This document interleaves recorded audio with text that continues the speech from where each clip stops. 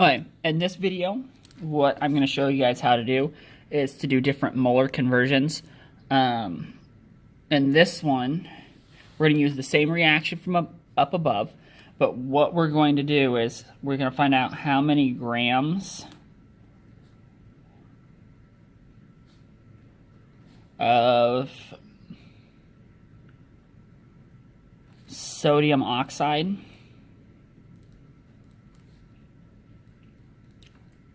are in 10.2 moles of sodium oxide. So if we're starting out with the same things, well, first off, we want to know question mark grams of Na2O, which is sodium oxide. We're starting off with 10.2 moles of Na2O over 1. So again, whatever unit-wise, we ignore the number completely. Whatever units we have here, we go to moles of N2O. It just goes right down below.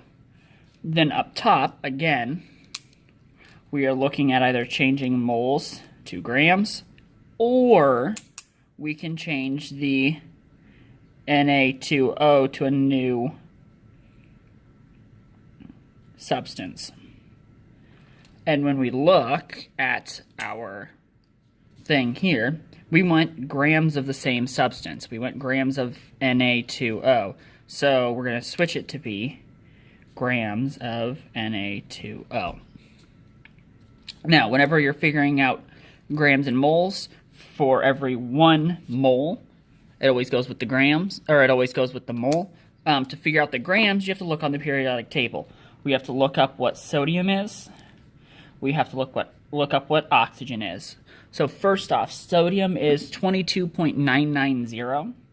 2.990. So you're looking at the mass on the periodic table, so it's the bottom number.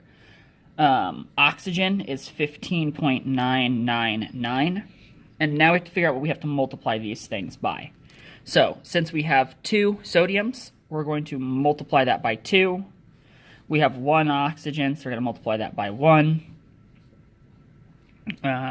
Grab my calculator here just to make sure I'm doing all my math correctly. So 22.99 times by 2 is 45.980, and then 15.999.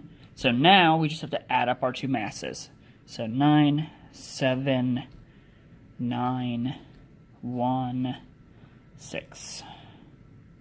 So there is our mass there. And that number is going to go with our grams. So 61.979. And we need to leave that number written completely out. So now we just have to do our math for this. So if you look, we have 2 1s on the bottom. So we don't have to divide anything. So all we're going to do is multiply these two numbers together. So we're going to take 10.2, multiply it by 61.979. And we get 632.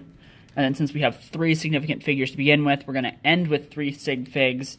And that's how many grams of Na2O we have. And that's how you would do a mole to gram conversion.